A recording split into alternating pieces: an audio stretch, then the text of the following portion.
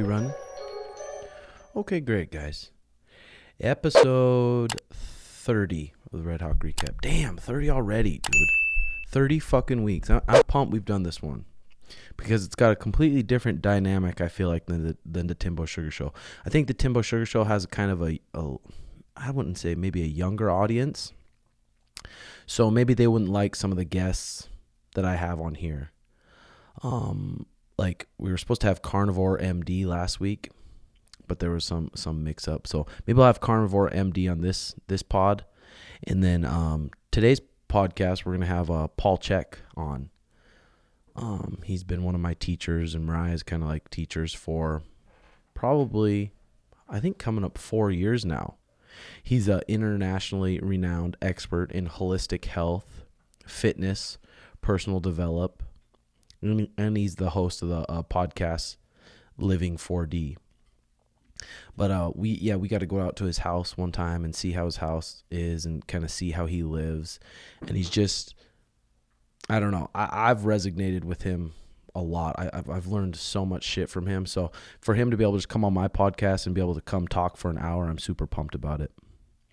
But we're in the process of building a new studio. So this isn't going to be my permanent spot. This is the Timbo Sugar Show spot. But right next door, we're going to have the RedHawk Recap.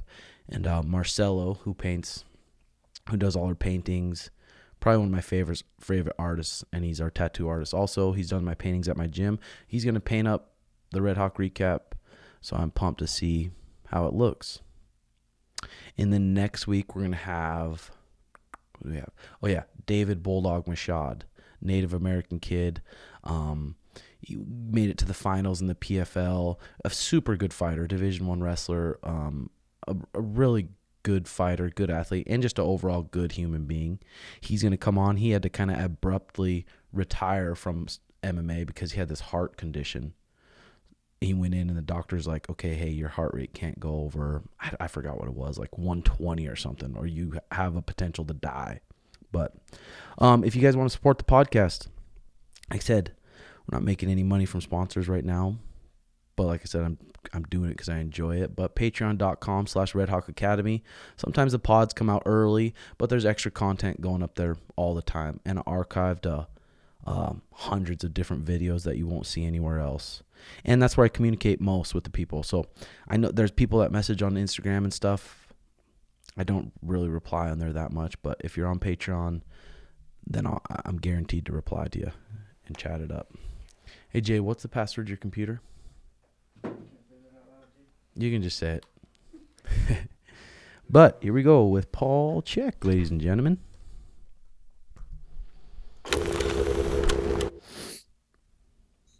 How you doing? Uncle Paul, how are you? Oh, man, busier than a one-legged man in an ass-kicking contest. Did you sleep good last night? Not bad. How about you? I slept good. I'm starting to get my sleep dialed in pretty well. Have your kids been sleeping, Mana and Zoe? Yeah, they're usual for kids, but they've been doing pretty good. Secret is lots of exercise. Yeah. So is that your new that's your new office area there, huh? Yeah. I guess you guys haven't been here, huh? I know. We can't wait to come back.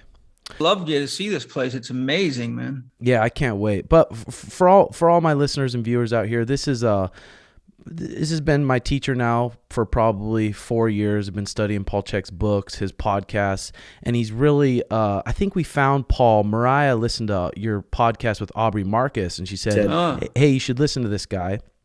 So I listened to it, and then I ended up buying your book, How to Eat, Move, and Be Healthy. And I was like, holy shit, like this, I like this stuff. We ended up talking about it on a YouTube video, and then one of your students connected us, and then we got to come out, Sugar and I and our girls got to come out and see the pad. And you gifted us with the HLC, the Holistic Lifestyle Coaching course, #1. And Mariah and I did that together. Awesome. We did that together, and I can't even say just how much it helped our relationship grow, and it helped us really grow. especially me being raised as a Jehovah's Witness, and this, like, to be a good person you need to be religious, or all these different philosophies. I really liked your course because it just talked about the importance of organic foods, and the importance of quality water, and the importance of good rest, and it's just helped us so much in so many ways that I can't thank you enough, and I'm super pumped to be chatting with you, brother. Oh, I always love enjoying time with you guys. You're special people, and it was great to have you on my podcast. And I look forward to doing that again when we can make it happen. Yeah, definitely. So what did you have your espresso this morning? Oh, of course. Yeah. First thing? Yeah, that's what I normally do. I come in and turn on the vaporizer, the espresso machine, and light up my incense and say good morning to all my plants and give them some love and do my prayers and connect to whatever beings of great spirit want to talk to me, and get myself grounded and focused for the day. And then once I do my prayers and all that, sometimes I have my espresso as fast as I can get it, just because it's my morning specialty, Get your morning charge up. So have you always done just the espresso straight black? Yeah, I've never really, there was times in my life when I drank drip coffee, but I don't like the effects it has on me. I find it way more drying. And, as I studied the science of coffee and espresso making, and I read a great big book written by Illy, the famous coffee maker. Europeans know Illy coffee quite well.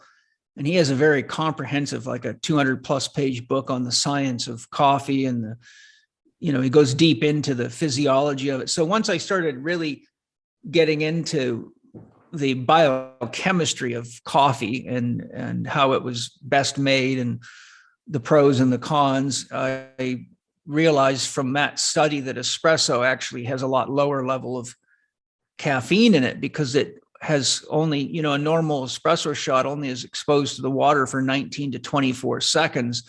And it's the exposure to the water that determines how much caffeine is pulled out of the bean.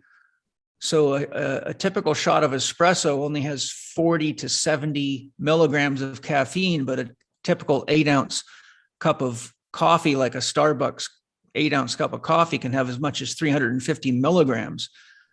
So because the espresso is so rich and concentrated, and I like to put really high quality butter in mine, as you know, I get all the richness of it. And what Illy showed, interestingly, is there's over 40 amino acids in the coffee bean, many of which have a stimulatory and or positive effect on the body, as long as you don't overdo it.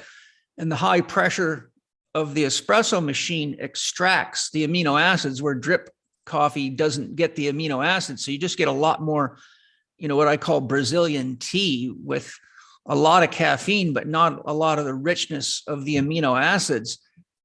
So the other thing too is you can make an Americano by just adding hot water to an espresso, and it's just as rich or richer than a drip coffee.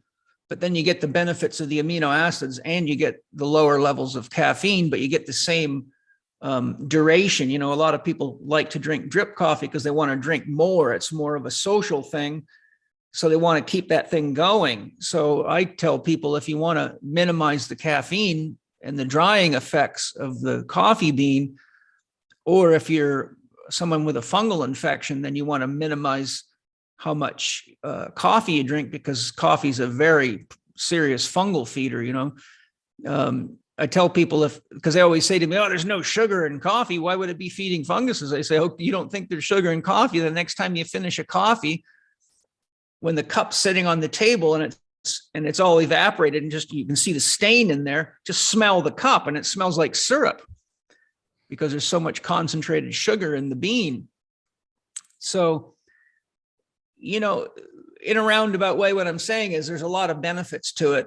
But having been addicted to coffee a couple of times and finding it really hard to get off of, and very, very uncomfortable. I mean, compared to, for example, vaporizing tobacco, I can vaporize as much tobacco as I want. And then if I go on a trip somewhere, I can just walk away from it, start my day with a cold shower, which stimulates, cortisol and elevating hormones naturally. I just feel a little tired for about a day. Then I feel perfectly normal, clear-headed. But man, the first time I had to wean myself off of coffee because it was just burning my adrenals out, and I was just feeling so dried out. My brain was getting foggy all the time. And you get to the point where you keep feeling that coffee low, but then you drink it and you get a headache and you get more dull. So you hit the tipping point where you're now trapped. But it took me about a year of very careful self-management and using things like Guyasa tea and other substitutes, chaga mushroom and various things. But it was just a nightmare. I just felt like I was walking around with an empty head for a year. And I ended up getting too tired traveling around on airplanes everywhere and got addicted again. And then I had to go through the whole thing again. So after 2 rounds like that, I just realized I have to identify what my threshold is. And I found, for me, as long as I only drink 1 shot of espresso, which is 1 ounce, and I put butter in it, and I don't go any more than that, then I could literally not have a coffee the next day or an espresso, and I feel fine. But the minute that I cross that threshold of 1 espresso, in fact, I'm so sensitive to it, sometimes I'll have friends over, I'll make them an espresso, and I'll just take the teaspoon and lick the teaspoon after I give them the espresso. After I've stirred it for them, I'll say, okay, I'll take the crema off that teaspoon. And then just that little bit makes me feel buzzed and dried out, and my lips will start cracking. Right now I'm doing a parasite cleanse, so I have a crack in my lip, but I'm pushing all sorts of stuff out of my body. But my point is, I think everybody needs to realize our physiology is unique. And some of us have better capacity for detoxification, clearing, diet and lifestyle factors, etc. So, you might be able to do twice as much as me and be fine, but everybody has to figure out what their threshold is, or what seems like a benefit actually becomes not only a detriment to your physical, emotional, and mental stability, but you just get further and further down the rabbit hole. And next thing you know, your life is miserable because you've been enjoying something that once gave you joy and support. Yeah, it's crazy how many people in this day and age are just addicted to caffeine, and then complaining about their sleep, and they're drinking caffeine past 4 or 5 o'clock. I'm gonna spark up a bag right now with you just to celebrate. You actually turned us on to the volcano, but I've been searching around for some organic tobaccos, but I go into these tobacco stores and, hey, do you have any like pure organic tobacco? And they look at me like they don't know what I'm talking about. Yeah, the closest you can get, well, there's a place called wholeleaf.com, if I remember right. It's a company out of Canada, and they will sell you, I bought a pound of really high quality organic tobacco for like $24. And the stuff I'm buying at the local tobacco shop, which is not classed as organic, but I did research and found that this company called the Stockabee Corporation, which is what I was sharing with you guys when you were with me, they don't use any chemicals on their tobacco. And, I'm sensitive enough to tell immediately. There's a background buzz whenever they've put herbicides, pesticides, or any of those chemicals that I can feel immediately. I can feel it also if I drink any coffee. Coffee's one of the most dangerous things to drink if it's not organic. It's just loaded with pesticides. So you can go to wholeleaf.com. Then there's American Spirit, which is quite a potent tobacco, but it is actually certified organic. Okay, that's good to know. Yeah, I listened to the podcast with you and Ryan Sprague, and I've also done your healing herb course, which I got a lot out of. Great. But yeah, Ryan Sprague, he sent me some of his Jelly Sickle organic grown marijuana right here. So cheers, brother. Cheers, man. Oh. But I can't wait to try the tobacco. And some of the listeners are probably like, holy shit, what? He smokes tobacco? But I heard you saying on the podcast how the tobacco is a little bit more of an upper for you. And what kind of benefits do you get from tobacco? Just some simple ones. Well, tobacco is a very misunderstood plant because, 99% of the world population's orientation toward tobacco is commercially raised tobacco, i.e. cigarettes. which is very, very dangerous. It's all commercially farmed. It's loaded with chemicals. And what a lot of people don't know is 8% of a cigarette on average is sugar. So you're actually mainlining white sugar, and they do that to make it highly addictive. But I've got 2 books in my library, one written by a medical doctor on the healing benefits of tobacco, and it's probably 350 pages. I've got another one written by shaman on the healing benefits of tobacco. But when you're talking about particularly organically grown tobacco that's not altered, it has a lot of very interesting benefits. One of the unique things about tobacco, and they still to this day don't know how this happens, is that nicotine stimulates the sympathetic and the parasympathetic nervous system at the same time, which technically you're not supposed to be able to do. So what that means is that tobacco, interestingly, has a relaxing effect on you on the inside, but it sharpens your mind. So when you use tobacco, vaporizing it, you're only getting a small fraction of the nicotine out of the plant because the vaporizer is not nearly hot enough. The volcano only goes to about 450 degrees. And when you use a pipe or smoke tobacco, you're getting between 800 and 1200 degrees Fahrenheit, which will liberate all the nicotine out of the plant. And Northern Shag, the one I use, is the lowest, has the lowest nicotine content of any tobacco they sell. And it's a huge tobacco store with hundreds of tobaccos. So I find that much better. But so the point being, nicotine actually has almost an identical effect on the brain as coffee does. It linearizes thinking. It activates the left brain. And then because it also has a parasympathetic effect, it has a calming effect on the body. And it was always interesting because when I was a paratrooper in the 82nd Airborne Division, every time we had to go to the shooting range, and shooting's very serious for an elite soldier because if you can't shoot, you're useless. So they're put heavy emphasis on that. I'd see all these guys lighting up cigarettes, and a lot of them are not guys that normally smoke, but they'd be lighting cigarettes up and smoking before we'd go to the firing range. Because oftentimes we're doing, these intense courses with pop-up targets all the way to 400 meters. And sometimes you got like 1 second. It's a scored thing. It's almost like it's a competition amongst the soldiers to who can shoot best, but it's also a requirement that you maintain a certain level of shooting skill, or you end up having to go into rehab, like there's something wrong with you. And so I used to think, why do these guys smoke all this tobacco? And it used to drive me nuts because I was such a health, nut, that I thought, why would they do this to themselves? But then later, when I started getting into experimenting with clean tobaccos, and I saw how it affected my mind, I could easily see, wow, I wish I would have been using tobacco at the shooting range because it would help a lot. And so, the other thing is, like, I don't smoke marijuana during the workday because I can't focus. It puts me into dream world too much. And I'm already quite tapped into these other dimensions from all my medicine work and spiritual practices. So I can find myself just staring at my computer screen, dreaming, and an hour goes by and nothing's happened. When I paint, I love a good quality sativa like Ryan Sprague's sativa because it really flowers the creativity. But if I'm trying to do a painting with geometrical patterns or any kind of real structure in it, I have to put tobacco in there because I need the left brain to give me the focus. So I find that combination is extremely good, which I was turned on to years and years ago when I was traveling in Denmark and Sweden and in the Scandinavian region, which I'd done lots of work in. We have a lot of students there. The guys there would always mix tobacco and hash. So they would have a little pipe.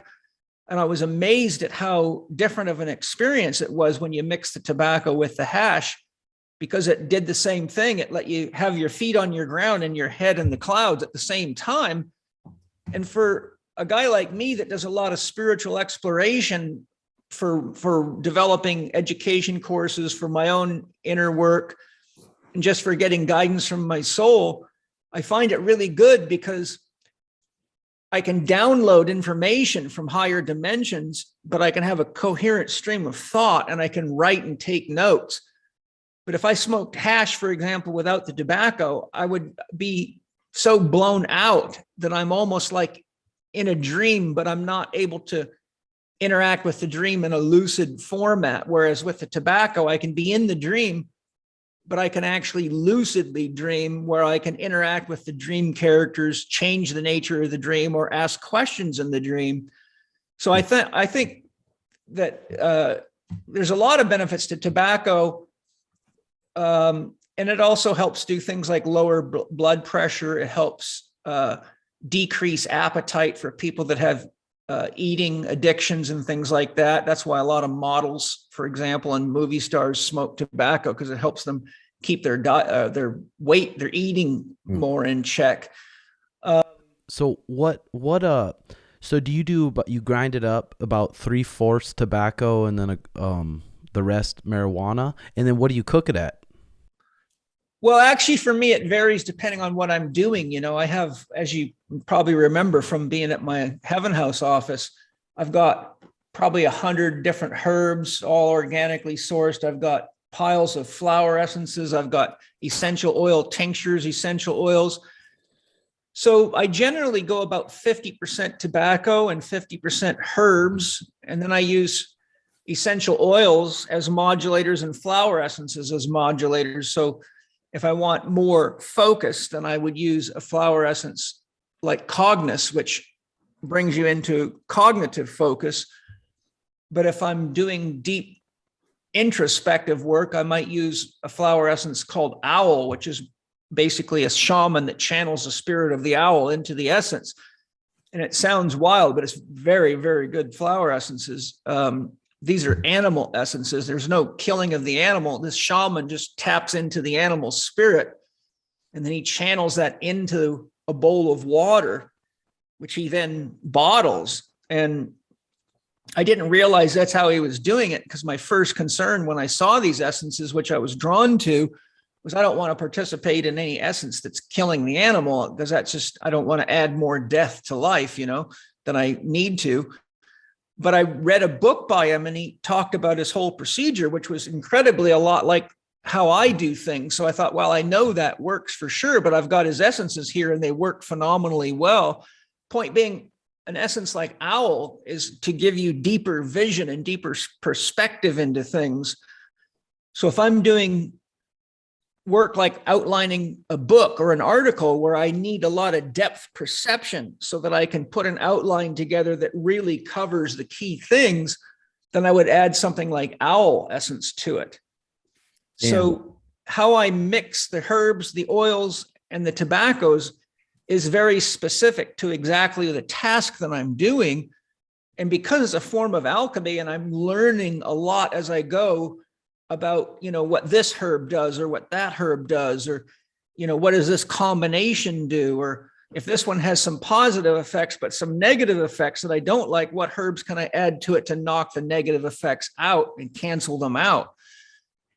So in other words, it's a form of alchemical exploration. And I like to always use my environment to keep learning, so I don't just get habituated into patterns. Because one of the things that, you might have known through experimentation, if you smoke the same strain of marijuana repeatedly, your body will eventually start adapting to it, and you can even start getting negative results from it. But if you have 5 or 6 varieties, and even though it's all marijuana, the difference in the chemistry is such that your brain does not adapt.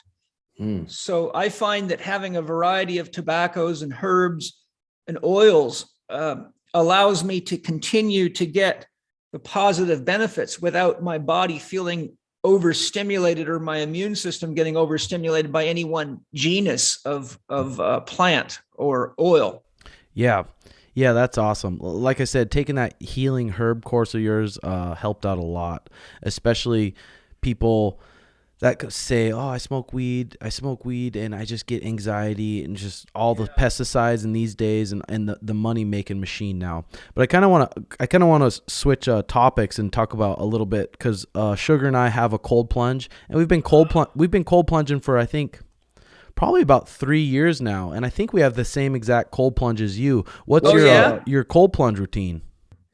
Well, typically for me, I go into the sauna. Typically, I'll work out often just because I'm writing my new book right now, and I have been for about a year. So I'm just balls out writing all the time. And when I get a train of thought, I don't want to stop, which is hard because, our hormonal system usually reaches peak cortisol levels somewhere around 10 o'clock to 11 o'clock, depending on the person. And that's when you're going to be at your best workout performance because you have the most anti-inflammatory capacity, but you also have the most stimulation of the reticular activating system in the brainstem, which is the place that gives you alertness. So when you have high levels of cortisol and maximum alertness, then of course you have the capacity for the greatest work potential. And then as the cortisol levels drop down, your body doesn't respond quite as favorably. It'd be like if I woke you up in the middle of the night and said, let's go do some heavy deadlifts. Your body would just say, screw off, I'm not interested. So because of the shift in my schedule and what I need to do to put the priority on my writing, now I've been getting into the gym a lot at night. So I don't often get there till 4:35, sometimes even 6 o'clock, which I really don't like, but it's just an adaptation I have to make. So then what I'll do is I'll turn the sauna on before I start the gym. So it's nice and hot. I'll run out of the gym, jump in the sauna, get a good solid sweat in. That's the other thing. If you use tobacco a lot or herbs or pot, you need to sweat a lot or it'll definitely clog your body up and lead to toxicity issues. If you can smell your armpits, it means you need to detoxify. And infrared and saunas in general are very good. Even hot baths where you get a good solid sweat with Epsom salts will help pull stuff out of you. So anyhow, I jump in the sauna, and then once I finish the sauna, I go get in the cold plunge, and then I just lay in the cold plunge. I just ask my soul to let me know when my physiology is balanced, so that exercise is yang, hot saunas are yang, tobacco is yang, hot air is, breathing hot air. It's all masculine energy that dries you out. So the cold energy is very feminine and very nurturing, and it tightens the body up and it strengthens the body. So I'll just lay in the cold plunge. The first thing I do is I get in and I go face down and put my whole body under the water and stay as long as I can hold my breath. Then I come up, take a second breath, I'll recharge. And then I'll go down for another as long as I can stay. And I stay until my head's so frozen that the pain of it's just, more than I want to take. And then I'll just come up, turn around and relax in it.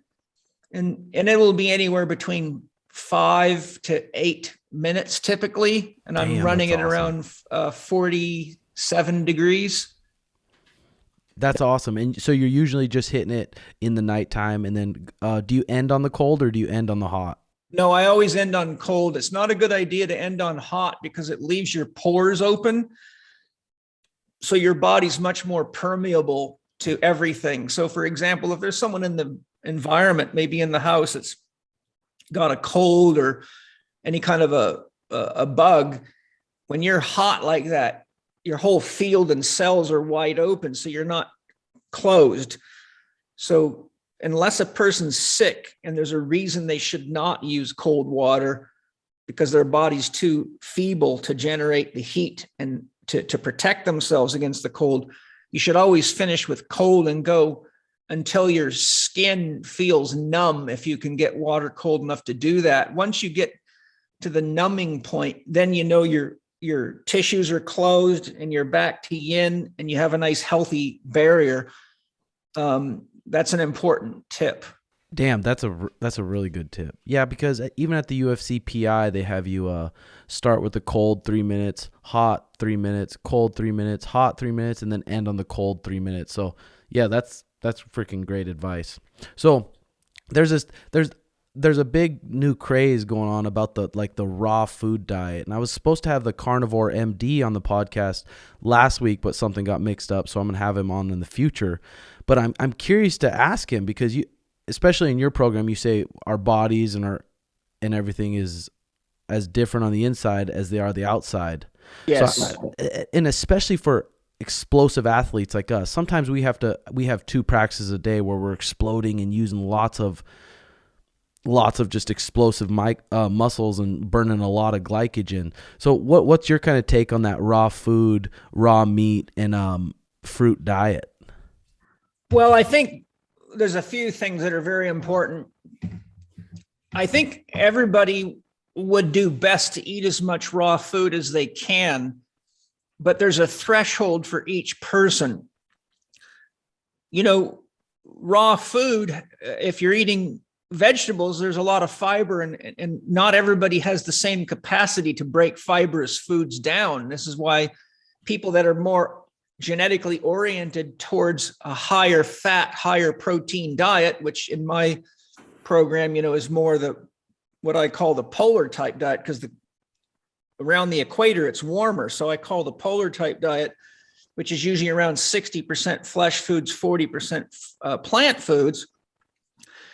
Those people don't generally have the enzymatic profile to break a lot of plant foods down. They're the ones that have the most trouble if they go on a vegetarian or vegan type diet, because they don't have the enzyme profile or the genetics, and often even the gut length.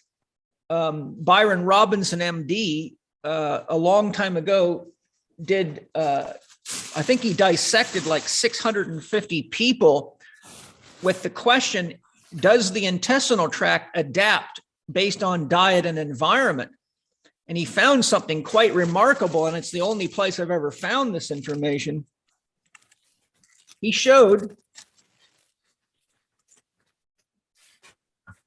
very interestingly, that when he dissected people that came from regions in the world like India, where there wasn't a lot of meat available, or for example, inland Aboriginals in Australia are a long ways from the ocean. So their diet's about 90% plant foods and only about 10% flesh foods, most of which are things like widgety grubs, big insects, lizards, stuff that they can get in the desert. But the coastal Aboriginals eat about 75% fish and animal foods or flesh foods and only 25% plant foods, but both of them are very healthy. So when Byron Robinson dissected people from regions which were predominantly plant-based, he found that their intestinal tracts, mouth to anus, could be 42 feet long.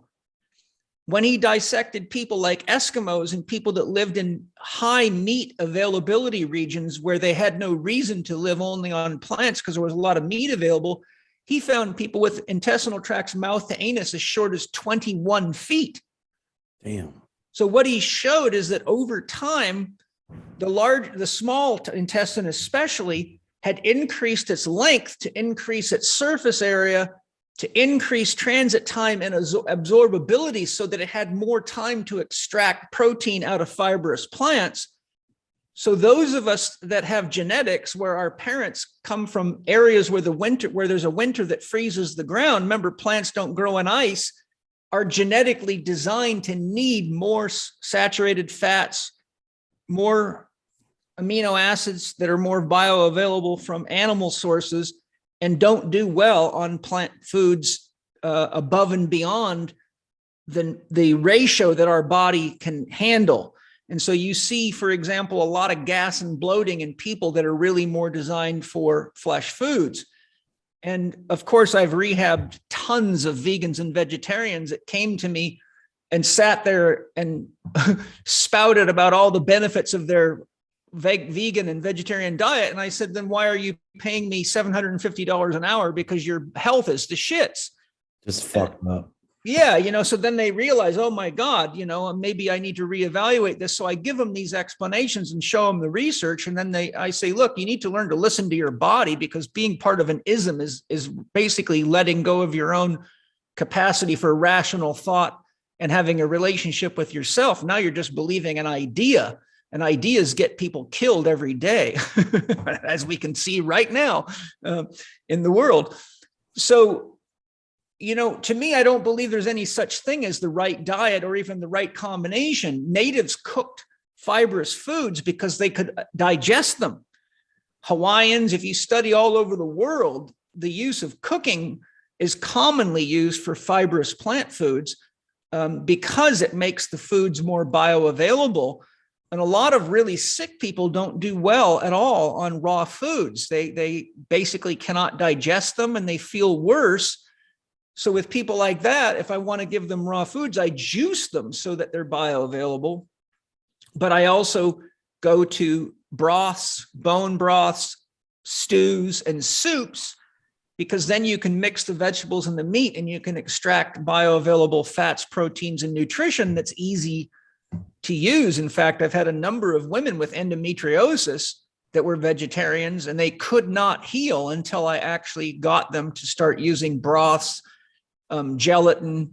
A lot of people, for example, athletes especially, have problems with cartilage and joint problems, and they're eating these vegetarian diets. So as soon as I get them on things like shark cartilage and having them stew bones, like cook the whole chicken in a slow cooker and eat the cartilage off the bones, eat as much of the bone as you can, then they start noticing their joints start to heal, because you have to have the resources in your diet, and our body will not try to make new molecules when it doesn't have to. So if you eat bone, there's good tests that was done even by people like Francis Marion Pottinger. You can find them at the Weston A. Price Foundation or the Price Pottinger Foundation in their library. And they did this with glandulars, taking the glands of an animal. Francis Marion Pottinger did this in the late 40s with the adrenal glands. And what he did is he attached radioactive markers, fed them to animals and even people, so they can use X-ray to track where those molecules go. And they showed every single time that if you eat kidney, the molecules end up in your own kidneys. If you eat liver, it goes to your liver. If you eat adrenals, it goes to your adrenals. And the Egyptians talked about this 2,000 years ago. They, for example, said, if you eat a food that looks like the human brain, it will nourish the human brain. If you eat something that looks like the alveoli of the lungs, it'll nourish the lungs. And only a few years ago, I actually saw a scientific paper that had identified this correlation between the structure of a vegetable or a fruit and where it would go in your body. And they found there was a pretty good correlation to that.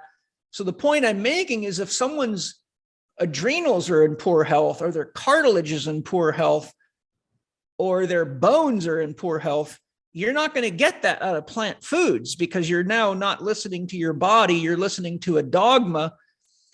So I'm always testing people, and I'm always, as you know from my book, How to Eat, Move, and Be Healthy, you can do metabolic type testing. You can do challenge tests. You can do a whole day of eating as a vegetarian and monitor how you feel. And there's a whole list of things I give people. Look, then you can eat nothing but meat and see how you feel. And you can eat nothing but fat, a typical fat test I do. If people can eat peanut butter, because most people like it, I say, try living off peanut butter all day and water. And some people will say, oh my God, I've never felt so better. My mind was clear, ... Well, what do you find? They were eating low fat diets. So their body's starving for fat. If someone's eating too much meat, that can poison your body, back the system up, lead to joint health, make you too acidic, set you up for parasite and fungal infections. So those people need to eat more plants.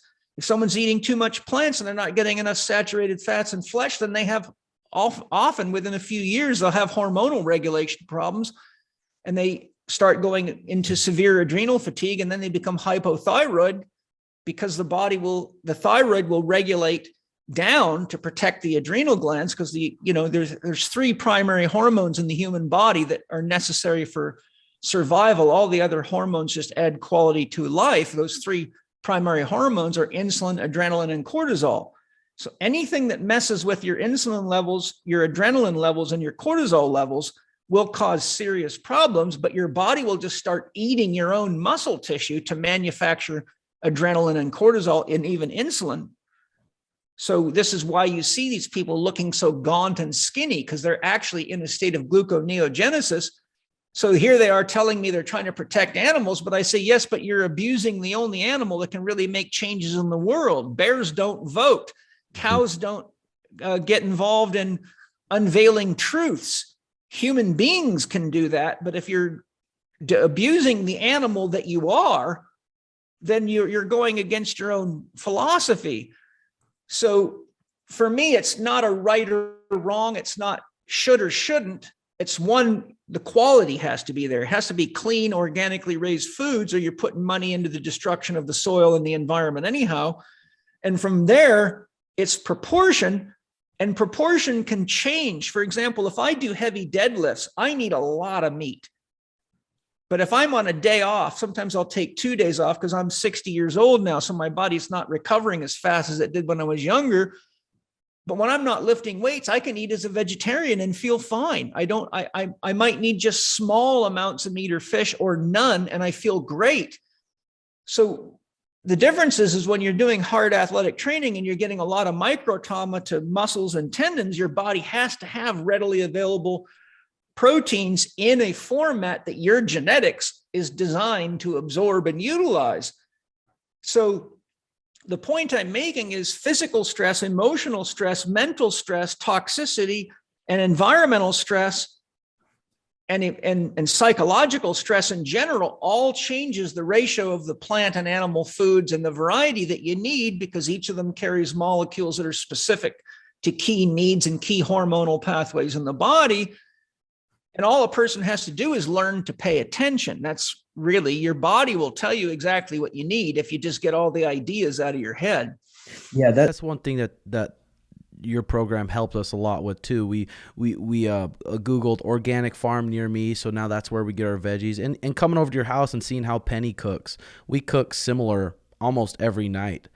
And just when you eat something not giving you gas right away, or burpee, or just wanting to take a shit right away, or just feeling like crap right away, just tapping into asking yourself, hey, do I feel good after this? And you can really tell when that good organic food digests. And that's one thing.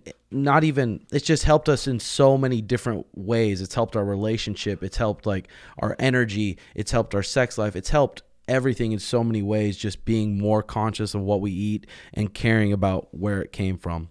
But the next topic I kind of wanted to get into is in your opinion, is the classic marriage contract, is it a little bit outdated to you? Because it's like, I know I'm a good person. I know my dad, and I know a lot of guys that are very good people, but they crave other pussy. And I know it's not because they're bad people. They're just horned up pit bulls like us.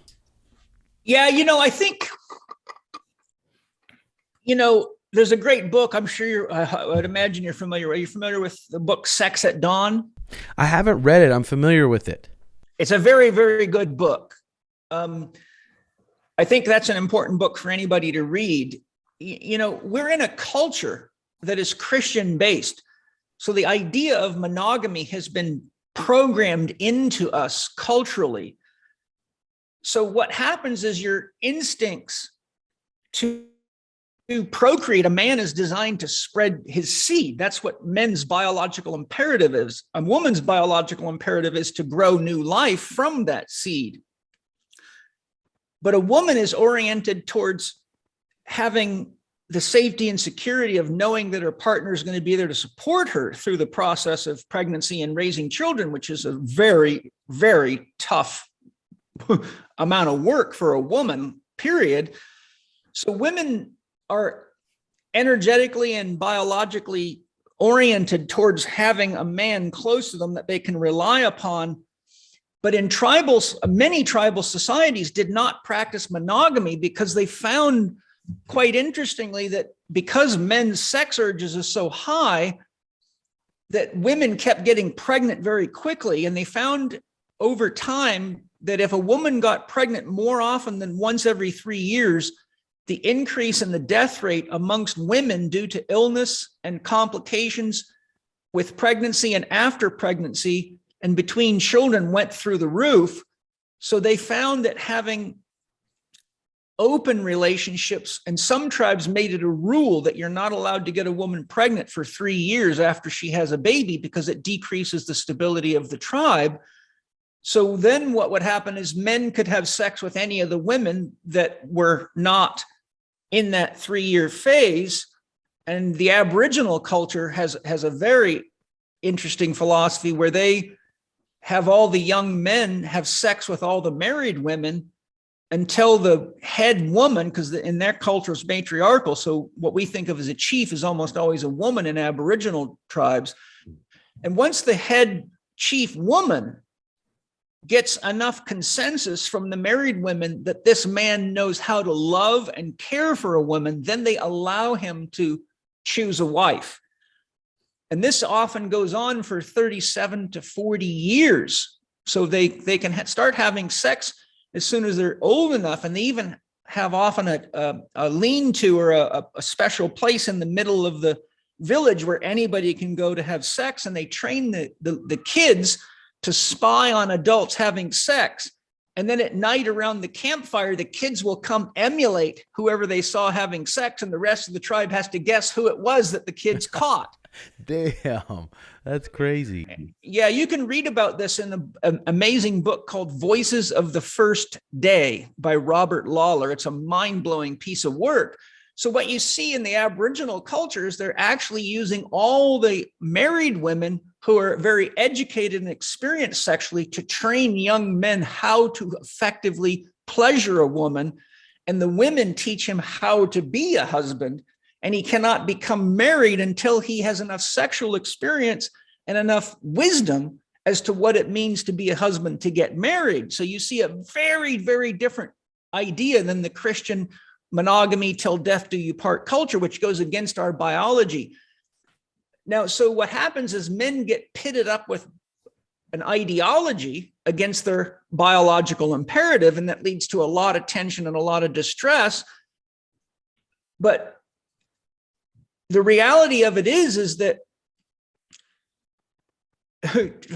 if you're not true to yourself, then you set yourself up for all sorts of problems. But where our culture really fails is men are often too immature to be honest with their partner, and they go into a marriage based on a Christian agreement, but inside of themselves, they're questioning, can I really do this? Or they're just so love drunk and naive that they think they can do it. And next thing you know, well, if you look at the statistics today, the average marriage only lasts 2.5 years, and the average American or person, based on the Kinsey report and others, has 3 marriages in their lifetime.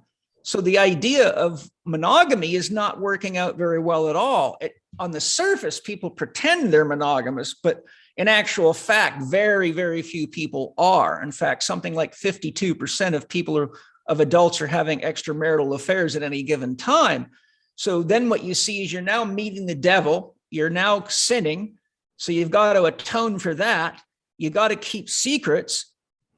You could destroy your life, because if your wife's on the agreement that you signed up for and she's carrying the weight of your children and you're screwing some other woman, the degree that she loves you can become the degree that she hates you and rejects you. And we've seen nothing but a long string of movie stars and famous athletes go down that road.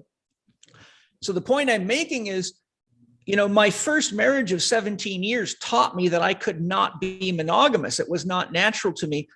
So from then on, I said to any woman, I am not monogamous. So as long as you are in agreement with those terms, I'll always be honest with you, and you can do what you want, but as long as we agree to the relationship, it's fine.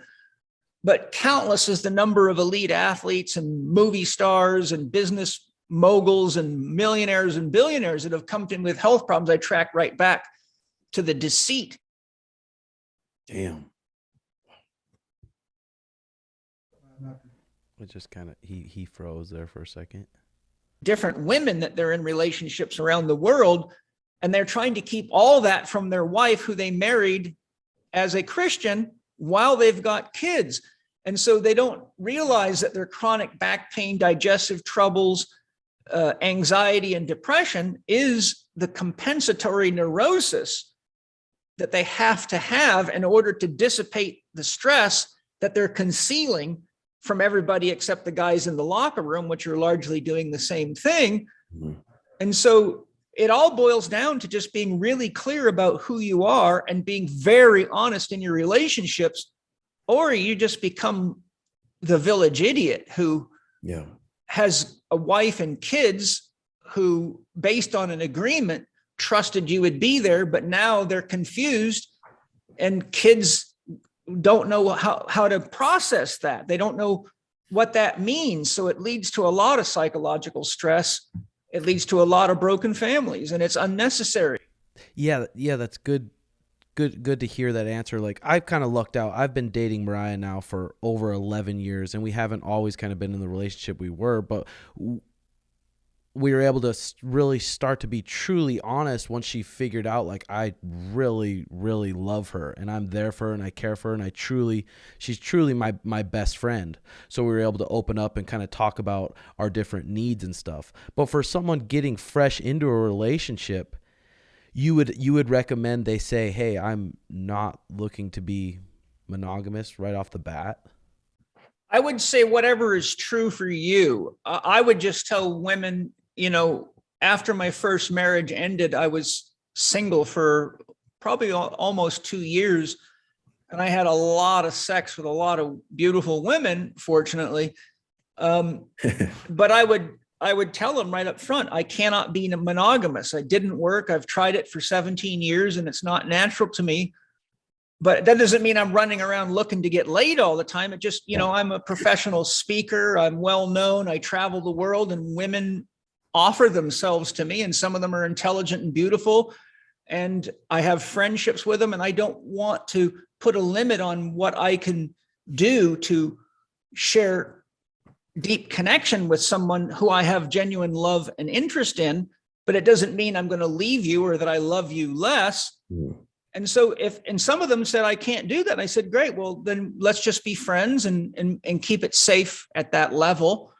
And those that agreed, and all the better. In fact, I in the beginning, I had a hard time with it, because every time I was having sex with more than one woman, all my Christian programming started rising up, and I had to deal with all this inner turmoil from my childhood programming.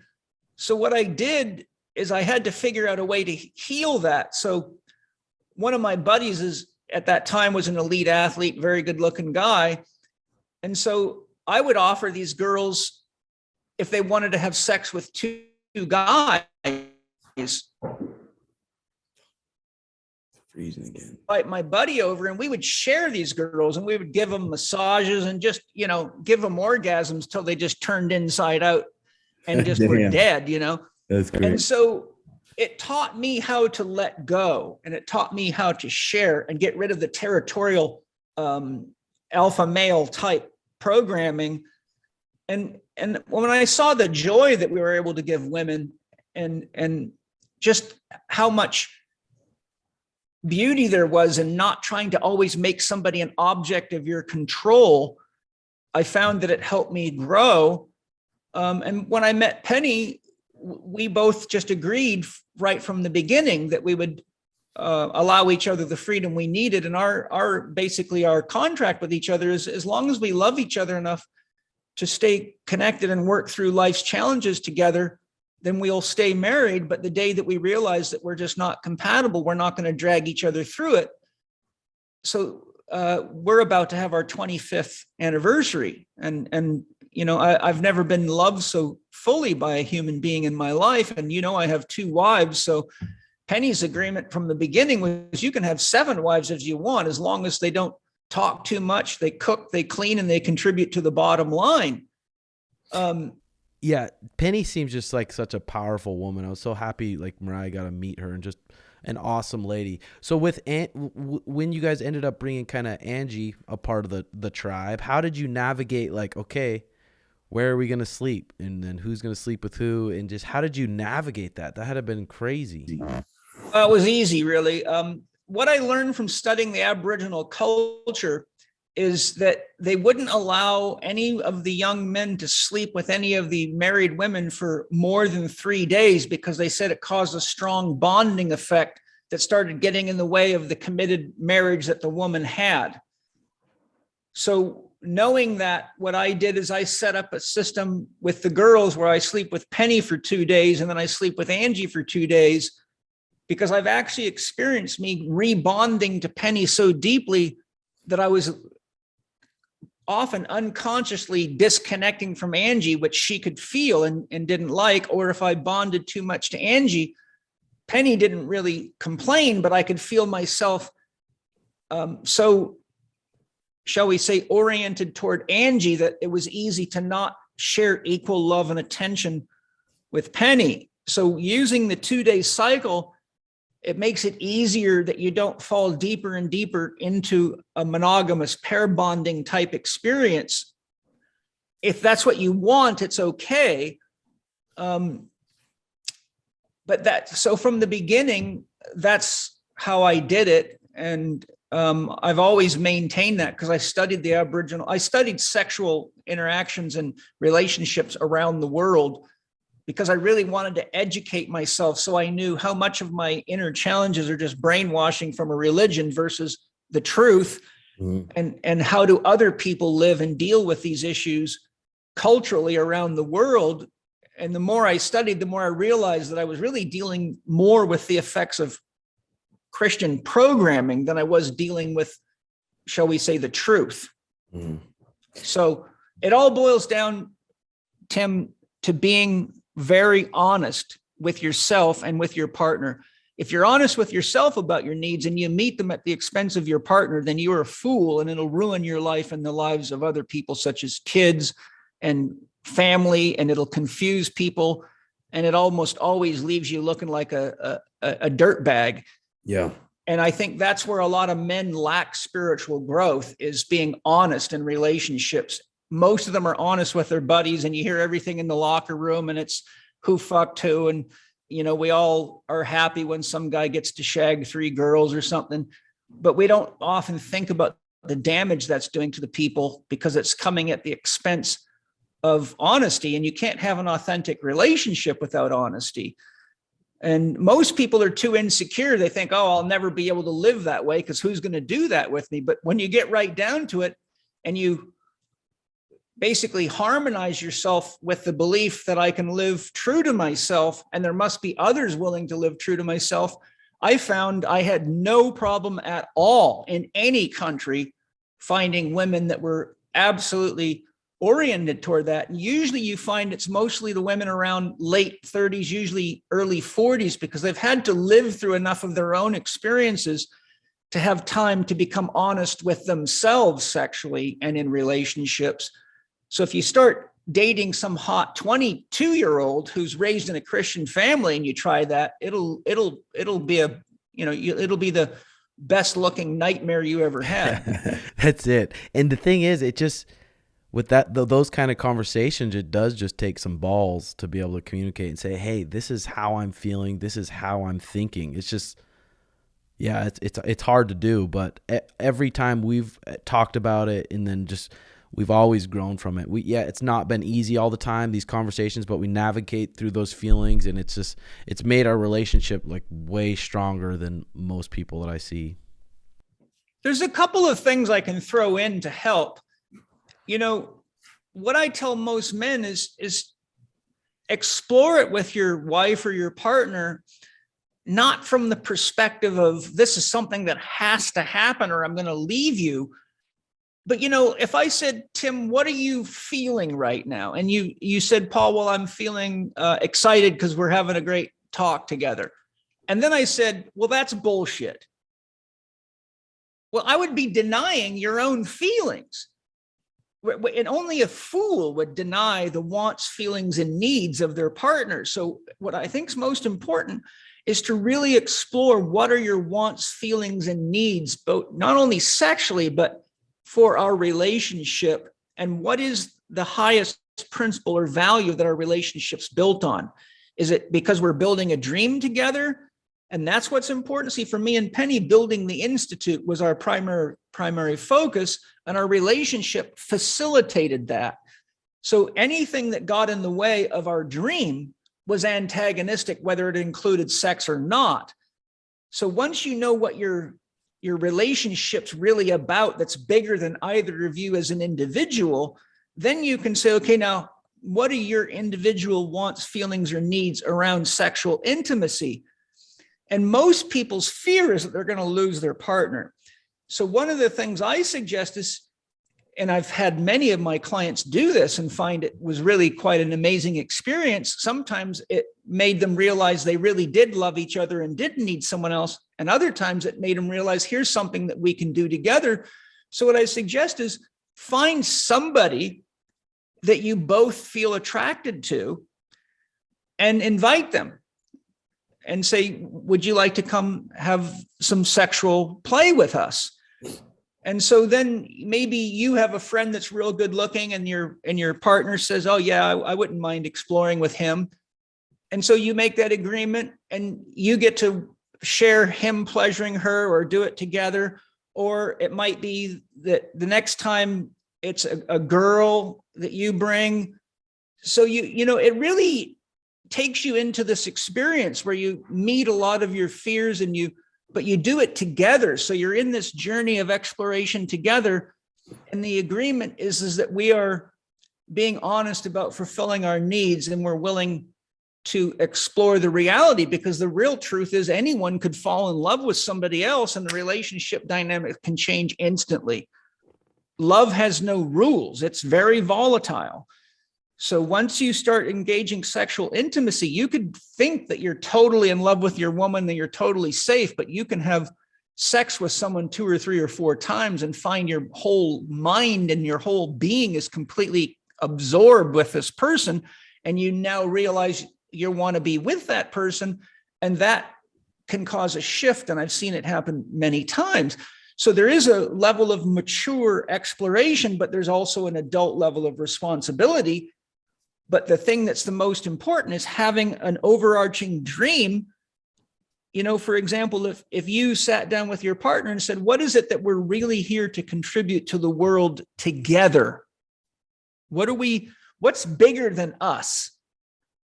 For me, it's the Chek Institute and doing my best to help people live a healthy life and learn to use their minds effectively and be mutually supportive to the growth and development of the world and the protection of nature.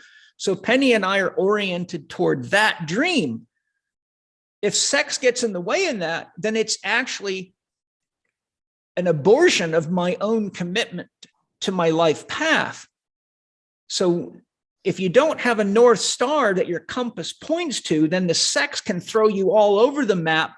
And you can wake up 10 years later and realize you haven't done a damn thing. You're now just a 30-year-old, 20-year-old, or a 40-year-old, 30-year-old, or a 40-year-old, 20-year-old living the life of a teenager who's still trying to figure out what life's all about. But if you get clear on why you're together and what it is that your wants, feelings, and needs are, and what the rules of engagement are, and you make that your marriage vow, then you will find that you can have tremendous experiences together. Or even like, I remember the first time I shared my buddy with my first wife when we were still married, because we were both together since we were 16 and we just needed different things. And monogamy was killing us both. And she'd always had the hots for him. So it just happened one day we showed up late at night from a seminar tour. He used to be an assistant to me when I taught seminars. So I whispered in her ear, I said, hey, Terry's here. Do you want to have sex with him? And she looked at me and she said, you'd let me do that? I said, I know you've been in love with him for years. So yeah. So I let him sleep with her and I slept on the couch and they shagged all night and everybody was happy as a clam in the morning. And she was just shocked that I would let her do that. And so it really caused a bonding effect. It was like, wow, you love me enough to let me experience that. So now she didn't get married to him or run off with him or anything, but she knew that if she wanted, and she did this, she wanted to have sex with a woman. And so she didn't know how to organize that. Well, I'm in contact with a lot of women and I happen to know a beautiful woman that liked to go both ways. I hooked them up and she got to experience that too. So it was a great celebration. And it was like, wow, somebody's really getting to live. But when you start living beliefs and ideas because somebody else put them in your head and you're trying to make mommy and daddy and a God, some illusory God in the sky that you think's watching you, then you're forgetting about the fact that if God is God, then everything is God, and God burning someone in hell is God burning itself in hell, which makes for a very unintelligent God. It's time for a software upgrade. So I've always pioneered things. I don't just listen to other people's ideas. I have to be true to myself, or I don't know who I am. And then I'm really a problem. Now I become average.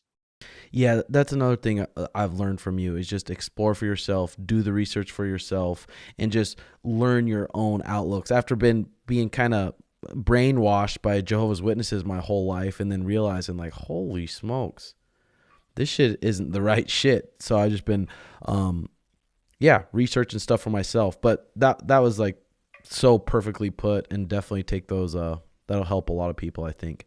But one thing I was watching on the Gaia.com. Do you go on there? Yeah, I love it. Yeah, I go there. I spend hours and hours. There's great stuff there. I was watching the Ram Dass documentary, and he said enlightenment is the ego's biggest disappointment. Enlightenment is the ego's biggest disappointment. So I'm wondering, can you be enlightened and be a highly competitive athlete, or do you need your ego? Well, without your ego, you have no sense of self. So for example, if you do real deep plant medicine ceremonies and you don't have a strong ego, it'll be a rough experience. You'll have a very profound death experience, because plant medicines disable the default mode network, which is the structures of the brain that create the sense of self or the ego. So once you start using plant medicines, it actually disables that filtration system, and it lets all the information trapped in your personal unconscious and the collective unconscious, which is the record of everything that's ever happened on this planet or even in the universe, start flowing up into consciousness. But the first thing that comes up is all the stuff you've repressed, withheld, all the lies that you tell, and all the shit you've buried in the trunk to try to navigate somebody else's ideas of who you should be and how you should live. So the point being is,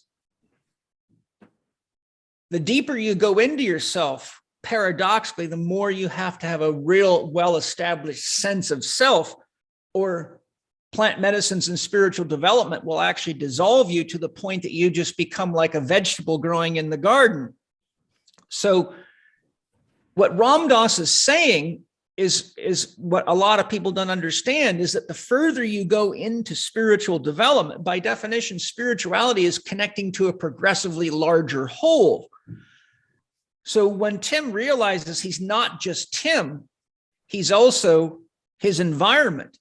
He's not just Tim, he's his parents' ideas, he's his friends' ideas, he's his teachers' ideas, and he's his students' ideas. Then Tim's sense of who he is starts to grow. Then eventually Tim realizes he couldn't be who he is without the entire of nature on this planet. So now Tim realizes he's a unique expression of the whole earth, but nothing on earth could be here without the sun. So Tim realizes, oh my God, I can't just be the earth, I have to be the sun too. But then you realize, well, the sun can't be here without the Milky Way, and the Milky Way can't be here without the whole universe. So what you find out is this thing called the self, which the ego is the conscious center of, is actually a product of the entire universe dreaming itself into existence.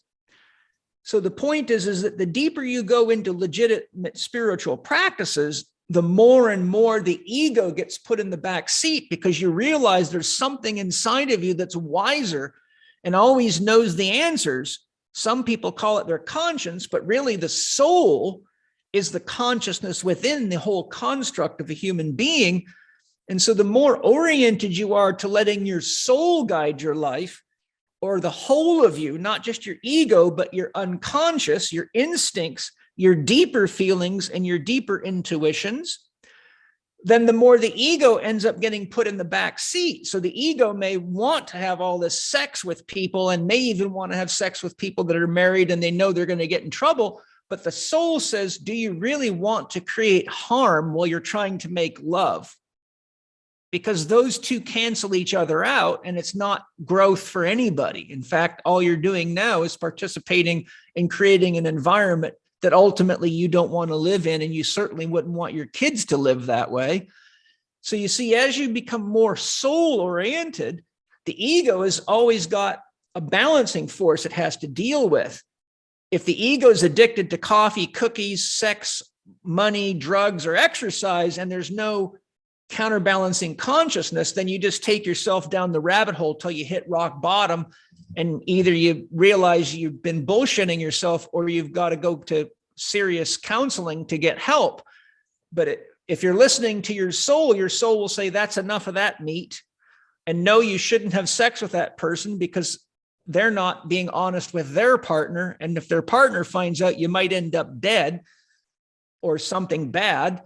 Mm-hmm. So you see, the deeper you go into spiritual practices, the deeper you go into the truth of God. And if God is anything, God is consciousness. And the soul is the consciousness within the individual expression of the divine.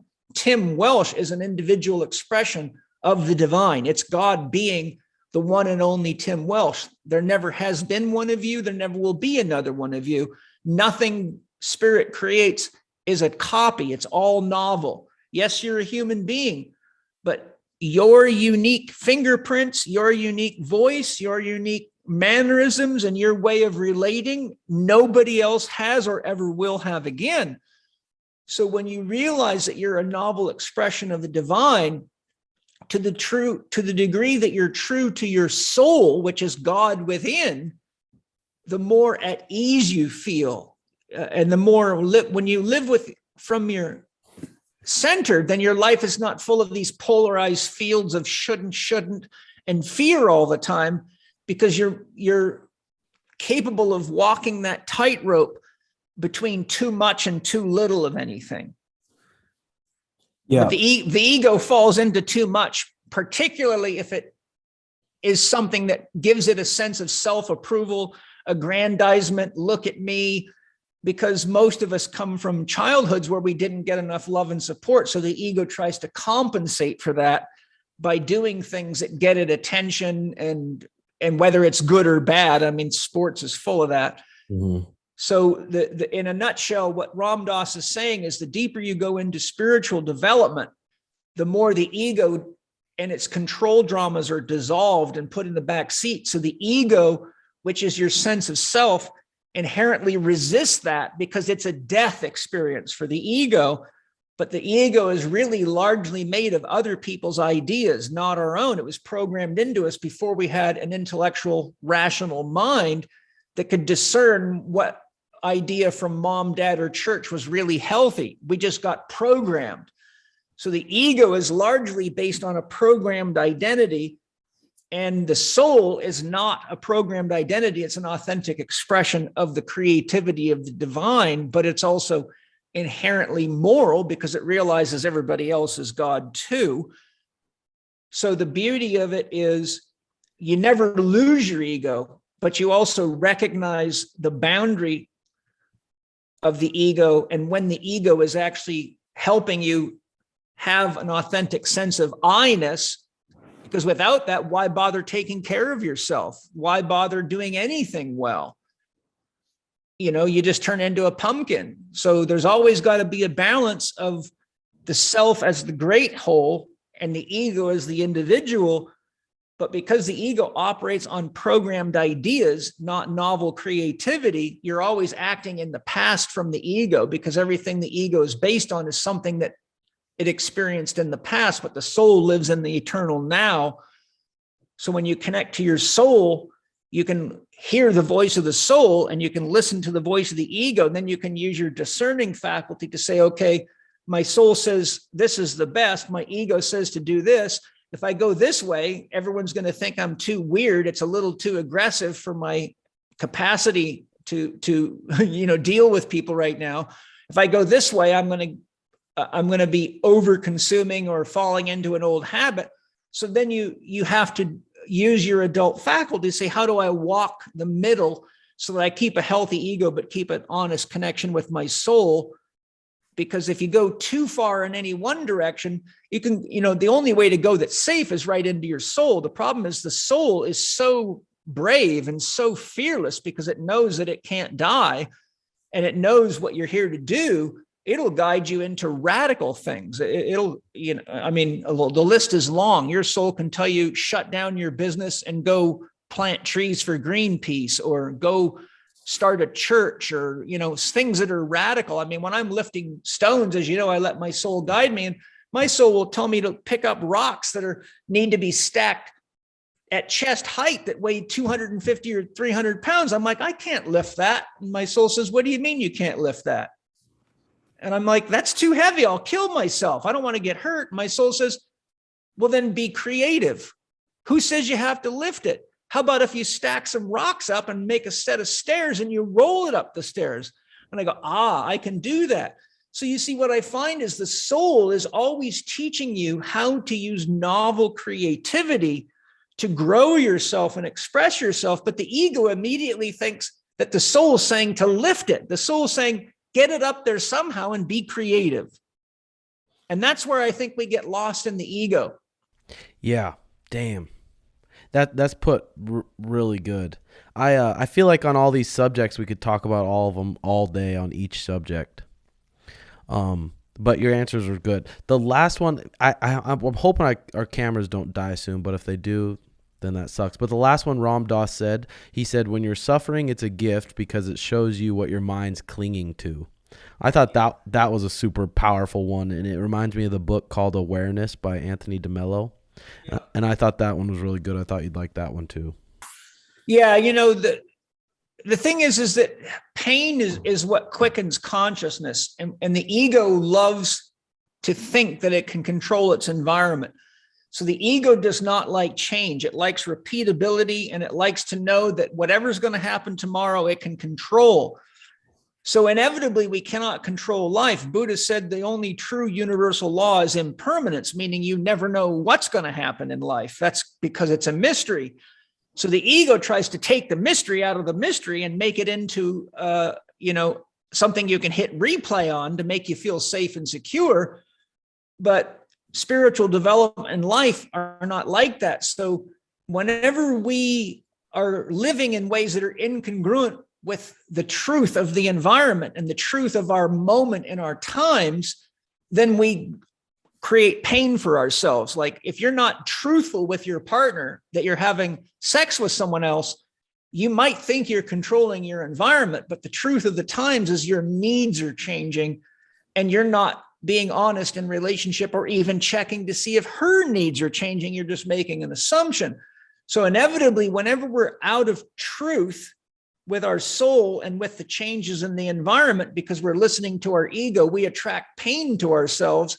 Because look, if I say, here, Tim, here's a round hole in the wall, put a peg in, and you keep trying to drive a square peg into it, well, the environment's changed. Yesterday, I had a square hole that you could put a square peg in, but today I wanted to see if you were paying attention. So now you got a round hole, but if you keep using that square peg, you're going to destroy the peg and the hole. And there's the pain teacher coming to get you. So you got to say, okay, look what the lockdowns did to people. It either wiped them out or it made them say it's time to be creative and figure out how to live well within the structure of the matrix.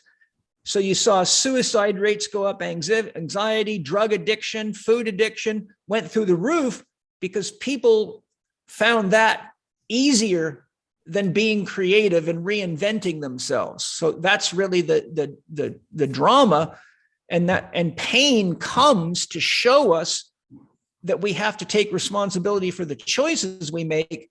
And if we keep making bad choices over and over again without pain, then we have nothing to as a limiting factor. We don't have a negative feedback loop to say, you're a martial artist. If you keep leaving your hands down, you're setting yourself up for a knockout. So the question is, how many times do you got to get knocked out or get your jaw broken before you realize I got to learn to keep my hands up? Well, there's the pain teacher coming to say, by the way, you better get yourself in good enough shape to hold your hands up in the later rounds, or you're going to end up sharing your shoe size with the whole arena.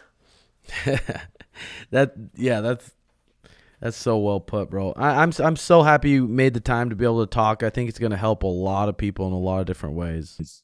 Oh, I appreciate it. I love sharing anytime I can get with you and Mr. Sugar and send him my love. And I'm, like I said, I'm a 60-year-old man. I've lived through all sorts of this stuff. And like you guys, I was a fighter and I'm elite athlete in multiple sports. And I've had time to explore women and money and all the things that get people in trouble. And drugs and everything else. And so, but because I always had a North Star, I was always interested in what can I make out of myself? What am I capable of doing in the world? I don't give a shit what other people say. I want to know what I can do.